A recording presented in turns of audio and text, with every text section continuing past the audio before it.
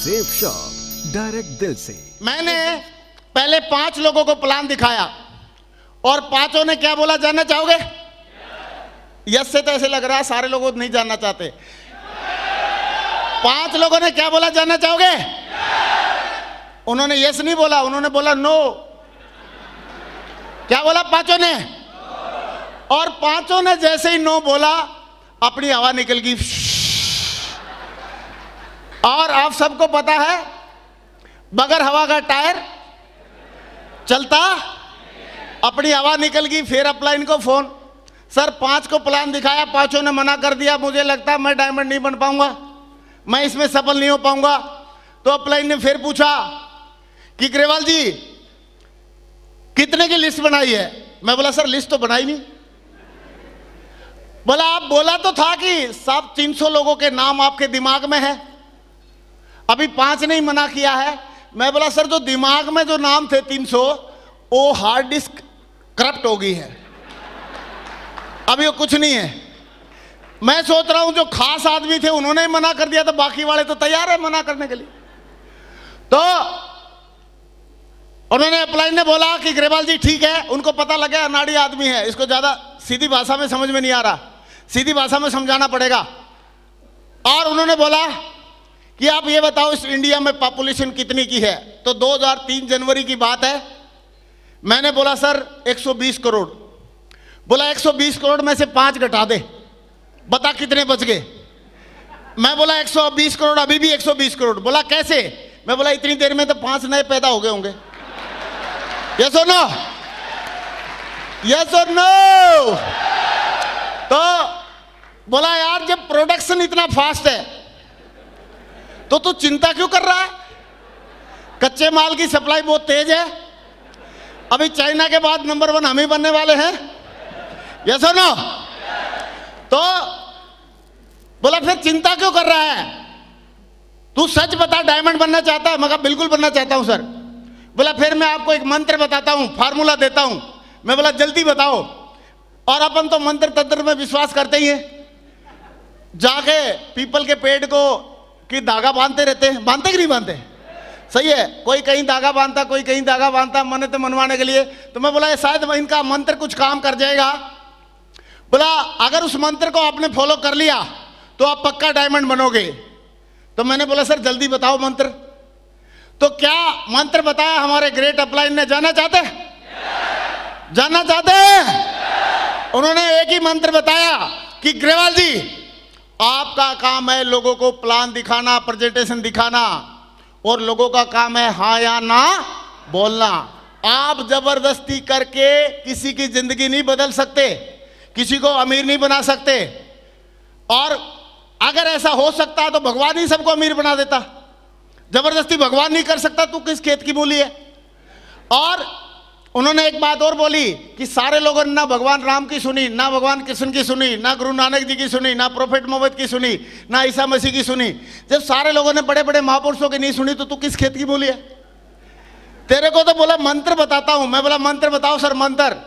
तो मंत्र क्या बताया कि आपका काम है लोगों को प्लान दिखाना, अच्छे से फॉलोअप करना, अपलायंस से मिलवाना, सिस्टम की टूल्स प्रमोट करना, ये आपका काम है।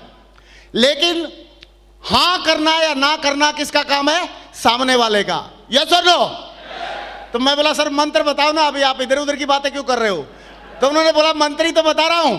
मंत्र ये है कि आप प्लान दिखाते रहो, फॉलोअप करते रहो, अप्लायंस से मिलवाते रहो, ट्रेनिंग मीटिंग में आते रहो, और उसके बाद अगर बंदा आता है तो आए तो बेस्ट, नहीं तो नेक्स्ट, आए तो बेस्ट नहीं तो नेक्स्ट, आए तो बेस्ट नहीं तो नेक्स्ट, बताते जाओ, पक्का डायमंड बन जाओगे।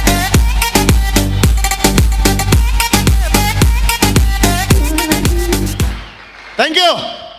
और मैंने सोचा यार आए तो बेस्ट नहीं तो नेक्स्ट करने से अगर डायमंड बन सकता है तो आप बताओ मेरी जगह आप होते तो क्या बनना चाहते कि नहीं चाहते? मैं बोला सर ये काम तो मैं कर दूंगा, आए तो बेस्ट नहीं तो। और मैं करने लगा, अनाड़ी आदमी, और करने लगा, आए तो बेस्ट नहीं तो, आए तो बेस्ट नहीं तो, आए तो बेस्ट नहीं तो नेक्स्ट करता रहा। और करते करते आप सच बताओ कोई आदमी अगर एकदम धुन लगा ले, जिद लगा ले कि आए तो बेस्ट नहीं तो नेक्स्ट, आए तो बेस्ट नहीं तो नेक्स्ट, अच्छे से प्लान बताए, फॉलोअप करे, अपलाइन से मिलाए, सिस्टम को फॉलो करे, मीटिंग अटेंड करे, हमेशा ट्रेनिंग में आए और आए तो बेस्ट नहीं तो नेक्स्ट करता रहे। तो आप बताओ, कुछ ना कुछ लोग, 2 लोग 4 लोग उसके साथ कोई ना कोई प्रोडक्ट लेने के लिए तैयार हो जाएंगे कि नहीं हो जाएंगे? हो जाएंगे।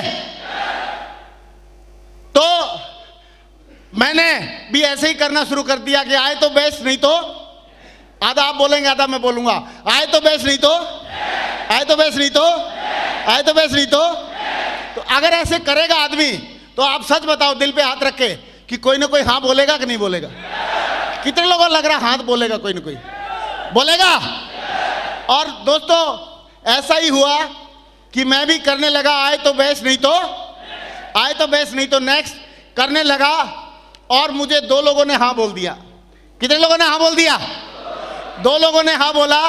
और जैसे ही 2 लोगों ने हाँ बोला, प्रोडक्ट के लिए उन्होंने पैसा दिया, या पहले हम डीडी बोलते थे, डीडी दिया, तो 2 डीडी का पैसा लेके और मैं बैंक में, यहीं पे सदर बाजार में SBI बैंक है, फर्स्ट फ्लोर पे था पहले, पता नहीं अभी कहाँ है, वहीं पे होगा शायद, वहीं पे है।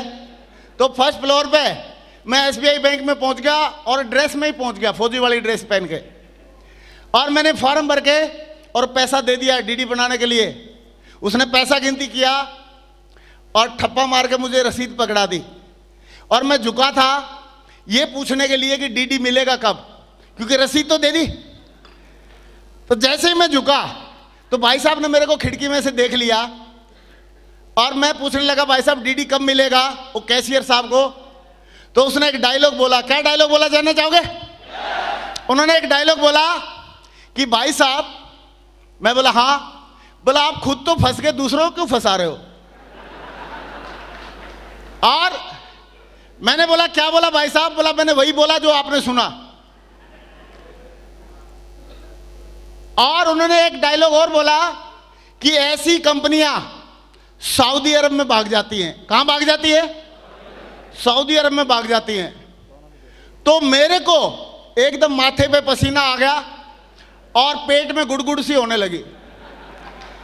और क्योंकि पॉजिटिव बात काफी देर से घुसती है हमारे माइंड में, क्योंकि पॉजिटिव का निशान ऐसा होता है, यस और नो, और नेगेटिव बात का निशान ऐसा होता है सीधा दिमाग में घुसती है, यस और नो।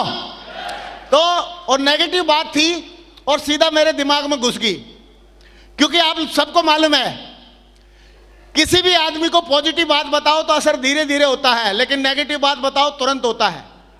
फॉर एग्जाम्पल, किसी को भी कितनी देर तक सहलाओ, ऐसे सहलाओ, उसको आनंद आए या ना आए कोई पता नहीं, लेकिन थोड़ी सी एक बार पिन घुसेड़ दो, कूद के पड़ेगा, हाँ कि ना, यस और नो। तो उसने भी पिन घुसेड़ दी तो इफेक्ट पड़ेगा कि नहीं पड़ेगा? तो मैंने उनकी बात सुनने के बाद मुझे पीला पीला दिखने लगा, माथे पे पसीना आ गया और मैं सोचा यार कहीं ना कहीं ये बैंक वाला आदमी है, पढ़ा लिखा बंदा है, ये लोग कंपनी वंपनी के बारे में डील भी करते रहते हैं, क्योंकि जो भी कंपनी हो अकाउंट तो उन्हीं के पास खुलवाती है। मैं बोला हो ना हो ये बंदा सही बोल रहा होगा। मैं ठहरा फौजी आदमी, मेरे को ज़्यादा नॉलेज है नहीं, लेकिन ये बैंक वाला तो सब जानता है, ऊपर से कैशियर है, हो ना हो ये बंदा सही बोल रहा होगा। और मैं मायूस होके बैंक से नीचे सीढ़ियों के माध्यम से नीचे आने लगा। तो फर्स्ट फ्लोर पे था तो नीचे आ रहा था, तो नीचे आते आते मेरे दिमाग में एक बात आई कि यार क्यों ना एक बार उस आदमी से बात की जाए। किससे बात की जानी चाहिए? किससे? सारे लोग नहीं बोल रहे, किससे? अपलाइन तो बड़ा सम्मानित शब्द है। मैंने सोचा कि उससे बात की जाए जिसने मुझे फंसाया, जिसने मुझे फंसाया। और मैं नीचे आया, उस टाइम पे मेरे पास मोबाइल भी नहीं होता था। मैंने एसटीडी से फ़ोन लगाया और एसटीडी से फ़ोन लगाया तो घंटी गई और उधर से आवाज़ आई, हेलो। मैं बोला सर नमस्कार, मैं नरसिंह ग्रेवाल बोल रहा हूँ आगरा से। बोला हाँ ग्रेवाल जी क्या हाल है? मैंने बोला सर मैं 2 डीडी बनाने के लिए बैंक में आया हुआ हूँ। बोला very good, great, congratulation, well done, शाबाश। मैं बोला आप तो इतनी बधाई दे रहे हो जैसे नन्ना भाई पैदा हो गया हो, इधर तो पंगा होकर रखा है, यस और नो। तो बोला क्या बात है ग्रेवाल जी? मैंने बोला सर बात ये है कि बैंक वाले भाई साहब ऐसे ऐसे बोल रहे हैं। बोला डोंट वरी ग्रेवाल जी, ऐसे तो लोगों ने बोला था राइट बंधुओं को लोहे का हवाई जहाज नहीं उड़ेगा, आज लोहे का हवाई जहाज उड़ता है कि नहीं? और बोला ऐसे ही बोला था लोगों ने थॉमस एडिसन को कि बिजली का बल्ब नहीं बनेगा, लाइट नहीं जलेगी, आज बिजली का बल्ब भी है और लाइट भी जलती है कि नहीं? और बोला ऐसे ही बोला था लोगों ने चतुर्वेदी साहब को, जैन साहब को कि टीम नहीं बनेगी, आज उनकी बहुत बड़ी टीम है। बोला ऐसे ही मुझे बोला था कि टीम नहीं बनेगी, आज मेरी भी टीम है, मैं भी डायमंड बनने वाला हूं। और ग्रेवाल जी लिखवा के ले लो, अगर लोग ऐसे ही बोलते रहे और फिर भी अगर आप डटे रहे तो पक्का एक दिन डायमंड बन जाओगे। क्या बन जाओगे? Thank you. लेकिन उनका इस डायलॉग का मेरे ऊपर बिल्कुल असर नहीं पड़ा। ये डायलॉग मेरे ऊपर से गया, उसके कारण, उसके पीछे कारण एक ही था, और कारण ये था कि एक तो मैं करेला ऊपर से नीम चढ़ा, एक तो मैं फौजी ऊपर से जाट। उसकी बात समझ में आएगी? मैंने बोला सर थॉमस एडिसन मेरा चाचा नहीं लगता, राइट बंधु मेरे फूफा नहीं लगते, मेरे क्या पता थे भी कि नहीं थे। रही बात चतुर्वेदी साहब, जैन साहब की, हमने तो कभी देखे नहीं हो, है भी कि नहीं है, खाम का आप ऐसे माला रटे जा रहे हो। और अगर सीधी सीधी भाषा में कुछ समझा सकते हो तो बता दो, अदरवाइज आपकी हमारी नमस्ते, कोई बात नहीं, जो हो गया हो गया। तो उन्होंने बोला ग्रेवाल जी लग रहा है आप काफी दुखी हैं। मैं बोला और सुखी हो जाऊं? तो बोला काफी दुखी हैं, सिर्फ आप मेरे 2 सवालों के जवाब दे दो, उसके बाद जैसा आप करना चाहते हैं कर लेना। तो मैंने बोला सर पूछो, 2 क्या 3 पूछ लो, अभी तो फंसे हुए हैं, अपना एक डीडी गया, 2 और लगवा दिए, 3 का तो जुगाड़ खत्म हो गया, अभी सवाल और रह गए। मैं बोला चलो पूछो। तो उन्होंने क्या सवाल पूछे जानना चाहोगे? उन्होंने सवाल पूछे कि सर आप ये बताओ, जो बैंक वाले भाई साहब आपको सलाह दे रहे हैं वो 1 महीने में 1 नंबर का व्हाइट मनी कितना कमाते हैं? मैंने बोला सर 10-11 हज़ार रुपये महीना। उस टाइम पे 10-11 हज़ार रुपये तनख्वाह होती थी बैंक वाले साहब की, कैशियर वगैरह की।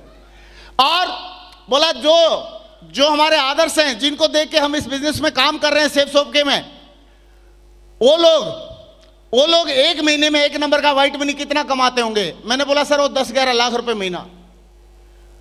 तो बोले कि एक आदमी 1 महीने में 1 नंबर का व्हाइट मनी 10-11 हज़ार रुपये महीने कमाता है, और एक आदमी 1 महीने में 1 नंबर का व्हाइट मनी 10-11 लाख रुपए महीने कमाता है। कौन ज्यादा समझदार है, 1000 वाला या लाख वाला? सारे लोग नहीं बोल रहे, 1000 वाला या लाख वाला? 1000 वाला या लाख वाला? और मैं भी लालच में आ गया आप लोगों की तरह, और मैंने बोल दिया सर लाख वाला ज्यादा समझदार है। कौन ज्यादा समझदार है? कौन? लाख वाला ज्यादा समझदार है। तो उसी टाइम पे उनको मौका मिल गया पंच मारने का, और उन्होंने बोला ग्रेवाल जी जिंदगी आपकी है, फैसला भी आपका रहेगा, लेकिन आप एक बात लिखवा लो, अगर आप आज 1000 वाले की बात मानोगे तो 1000 वाले रह जाओगे, और लाख वाले की मानोगे तो लाख वाले बन जाओगे। जिंदगी आपकी है, फैसला आपका है, जो भी आपका है।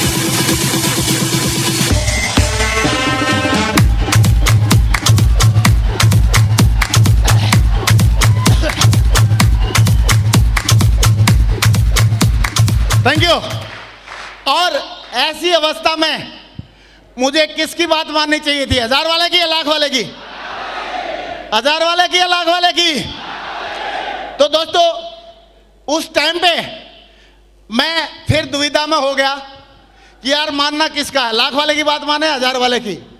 लेकिन माधव जी एक बहुत बढ़िया स्टोरी सुनाते हैं, वो स्टोरी कहीं ना कहीं थोड़ी सी मैंने भी सुन रखी थी, और वो मुझे याद आई। वो स्टोरी क्या थी जानना चाहेंगे?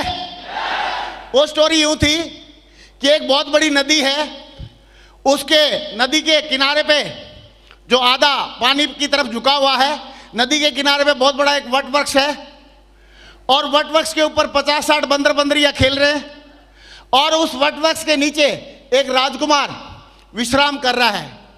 और उसी टाइम पे आकाशवाणी होती है, और आकाशवाणी में बोला जाता है कि अभी ऐसा नक्षत्र है जो बंदरिया अभी 1 मिनट के अंदर नदी में छलांग लगाएगा और राजकुमार या राजकुमारी बन के बाहर निकलेगा। और सारे बंदर बंदरिया एक दूसरे की तरफ देख रहे, छलांग लगाएं कि नहीं लगाएं। लेकिन एक बंदरिया ने क्या किया, छलांग लगा दिया। और छलांग जैसे उसने लगाया तो राजकुमारी बन के बाहर निकल गई। तो बाहर जैसे ही निकल के आई तो जो राजकुमार पहले से विश्राम कर रहा था उसने बोला कि इतने सारे बंदर बंदरिया थे, किसी ने छलांग नहीं लगाई, आकाशवाणी सबने सुनी थी, ऐसा आपने क्या सोचा कि आपने छलांग लगा दी और राजकुमारी बन के आ गई।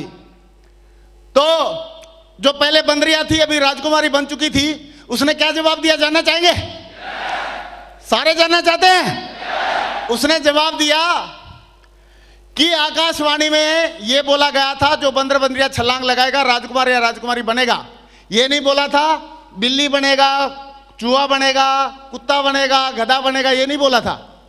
और बोला मैंने सोचा कि क्यों ना छलांग लगा दूं, अगर मैं राजकुमारी बन गई तो वेल एंड गुड, और नहीं तो बंदरिया तो हुई तैर के बाहर निकलाऊंगी, क्या दिक्कत है।